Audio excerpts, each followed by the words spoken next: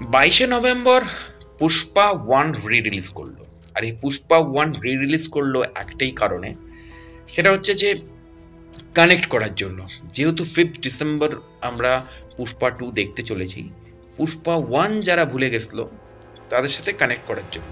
আর এখানে আরেকটা trade case রয়েছে, কারণ আমরা সবাই জানি বা আমিও বলেছিলাম যে ভুলভুলাইয়ার ডিস্ট্রিবিউটারশিপের সময় একটা অফার দেওয়া হয়েছিল, যারা ভুলভুলাইয়া 3 চালাবে সিনেমা হলে তাদের মানে পুষ্পা 2 এর জন্য আর অ্যাডভান্স দিতে হবে না, অটোমেটিক্যালি তারা হল পেয়ে যাবে। তো এক্স্যাক্টলি সেই সব হল পুষ্পা 2 পেয়ে যাবে।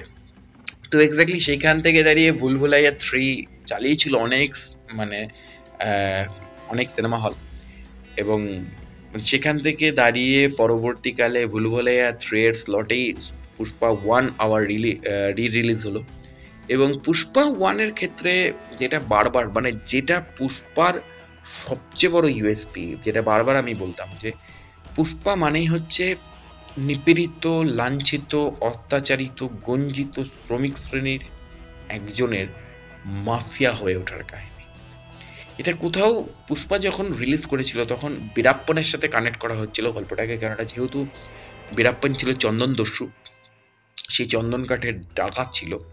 এবং বীরাপ্পন মানেই কি সেটা আমরা সবাই জানি, যদিও বীরাপ্পনের কাহিনীর সাথে পুষ্পা 1 এর কাহিনীর কিছুটা মার্চ রয়েছে, কিন্তু পুষ্পা 2 এর কাহিনীর মার্চিংটা নেই। কারণ এখানে পুষ্পা 2 আমি এখনো রিলিজ করেনি, আমরা কেউই দেখিনি, কিন্তু পুষ্পা 2 এর ট্রেলারে আমরা কিন্তু এটা দেখতে পাচ্ছি, সেখানে কিন্তু বলা হচ্ছে যে নাও ইটস এ ইন্টারন্যাশনাল ডন।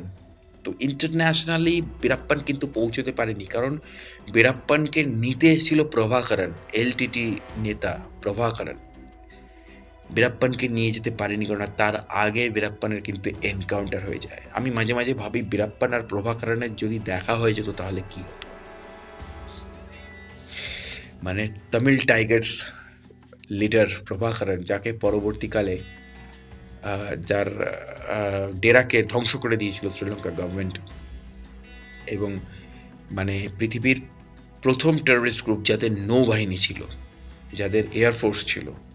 তো এক্স্যাক্টলি সেই প্রভাকরণ কিন্তু বীরাপ্পনকে নিতে এসেছিল, কিন্তু তার আগেই বীরাপ্পনকে এনকাউন্টার করা হয়, যেটা রামগোপাল বর্মার সিনেমা বীরাপ্পনেও দেখানো হয়েছে, কিন্তু অনেক কিছুই বীরাপ্পন সিনেমাটা দেখানো হয়নি।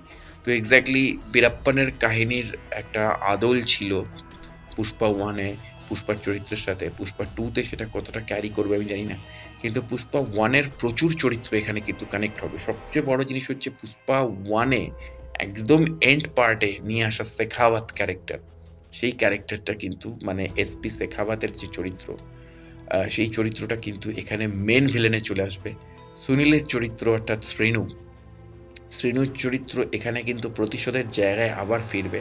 যেটা আমরা জানি যে কোন্দা রেড্ডি আগের পর্বে মারা গেছিল, ফলে কোন্দা রেড্ডির 2 ভাই এখানে রিভেঞ্জ নিতে আসবে। তো এখানে যেটা দেখা যাচ্ছে, আমরা পুষ্পা পার্ট 1 এর ক্ষেত্রে আমরা জানি যে এই চন্দন, এই লাল চন্দন, হ্যাঁ আমাদের হিন্দু বাড়িতে লাল চন্দন আমরা ইউজ করি পুজোর সময় বা নিত্য পুজোর সময়, কিন্তু এই লাল চন্দন মোস্টলি ইউজড হয় জাপানে বিয়েতে একটা বাদ্যযন্ত্র গিফট করার ক্ষেত্রে। এবং সেই ক্ষেত্রে সবসময় এই লাল চন্দন একটা জায়গাতেই পাওয়া যায়, সেটা হচ্ছে শীর্ষাকুলামের জঙ্গলে।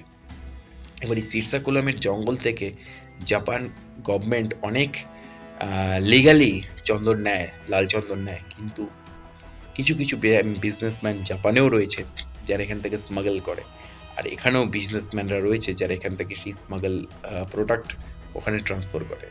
তো যেহেতু এখানে ট্রেলারে দেখা যাচ্ছে যে পুষ্পা এবার ইন্টারন্যাশনালি ডন হয়ে উঠেছে, তো সেখানে আন্দাজ করাই যায় যে সেই জাপানের স্মাগলারদের সাথে পুষ্পা এবার কানেক্ট করছে।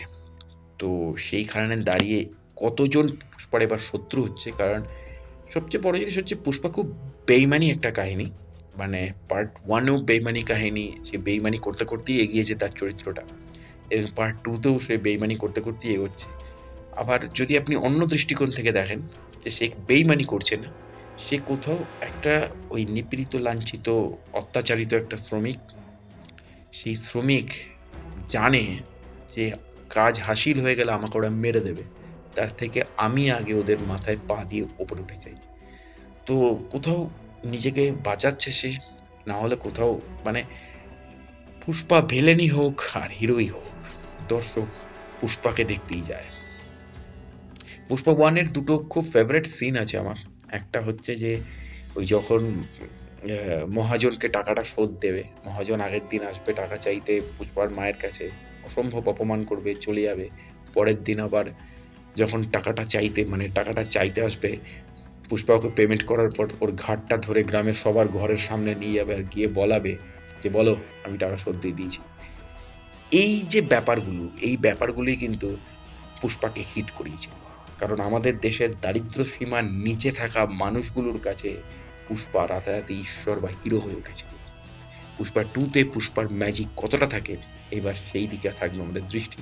অবশ্যই জুড়ে থাকুন আমার চ্যানেলের সাথে। দেখা হচ্ছে পরের ভিডিওতে, নিয়ে আসছি পুষ্পার আরও আপডেট। নমস্কার।